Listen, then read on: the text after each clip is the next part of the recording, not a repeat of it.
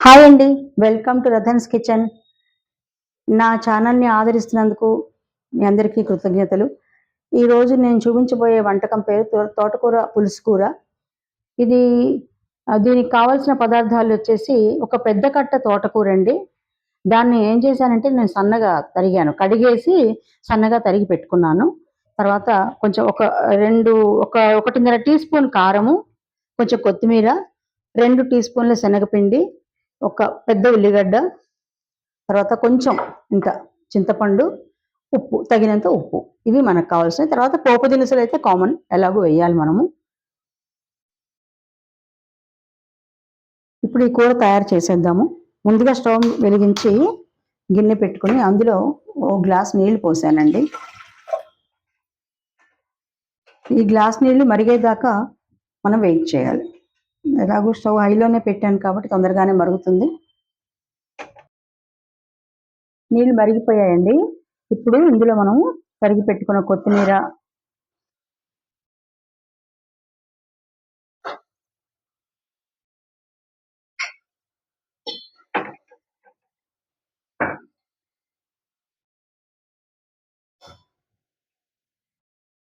తరిగి పెట్టుకున్న తోటకూర,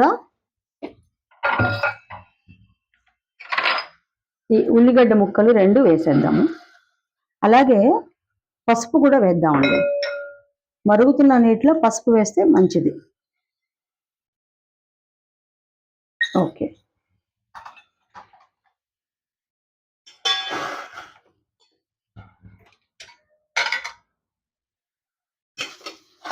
దీన్ని ఒకసారి కలిపేసి చింతపండు నానబెట్టుకుంటాను. ఇది ఉడికే లోపల చింతపండు నానుతుంది. సో ఆ పులుసు దీంట్లో మనం పిండుకోవటమే. తోటకూర ఇది ఉడికిపోయిందండి. ఇప్పుడు ఇందులో మనము ఒక ఒక టీ స్పూను లేదంటే 2 టీ స్పూన్ల కారం వేసాను. 1 లేక 1.5 టీ స్పూన్ ఉప్పు వేసేసి ఒక్కసారి కలుపుకొని ఉడికేటప్పుడు మనకు నీళ్ళు అయిపోతే కనుక ఇంకా కొంచెం నీళ్ళు పోయొచ్చండి. ఇందులో చింతపండు పులుసు పిండుతున్నాను.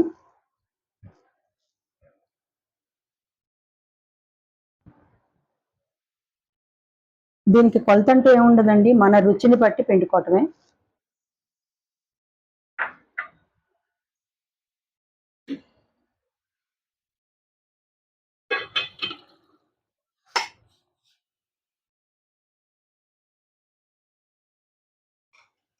ఇది కొంచెం చిక్కబడి మరిగాక అందులో కొంచెం శనగపిండి కలిపి తాలింపు పెట్టడమేనండి.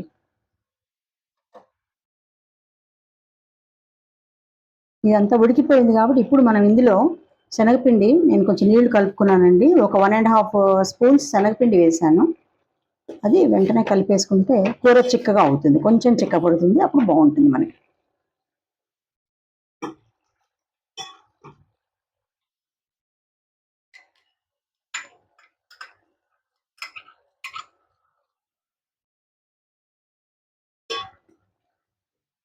ఇప్పుడు స్టవ్ తగ్గించుకుని మనం పోపు పెట్టేద్దాం.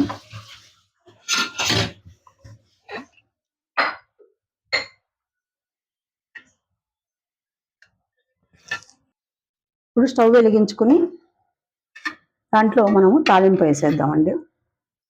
1 టేబుల్ స్పూన్ ఆయిల్,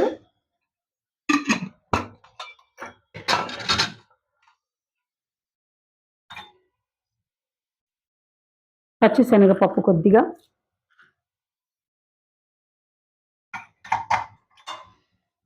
మినపప్పు,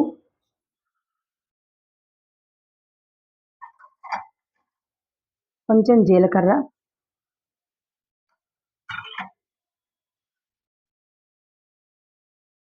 తగినండి ఆవాలు,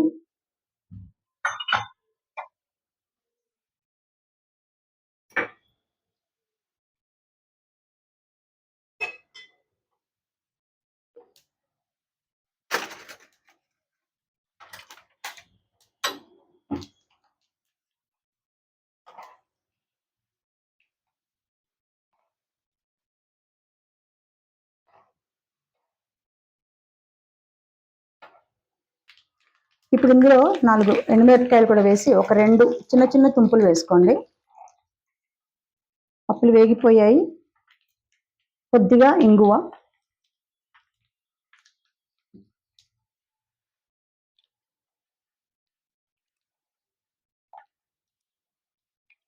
వేసేసి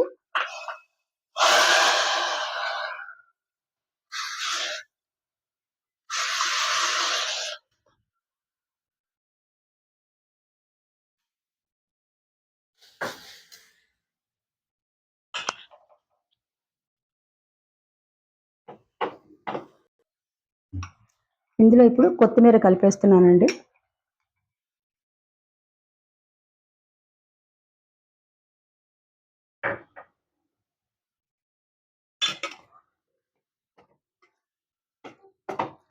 మన తోటకూర పులుసు కూర రెడీ అయిపోయిందండి. ఇది ఇంకా అన్నంలో తినేస్తే ఇంకా మనకు వేరే పచ్చడి కానీ మజ్జిగన్నం కూడా తినబుద్ధి కాదు, అంత రుచిగా ఉంటుంది ఈ కూర.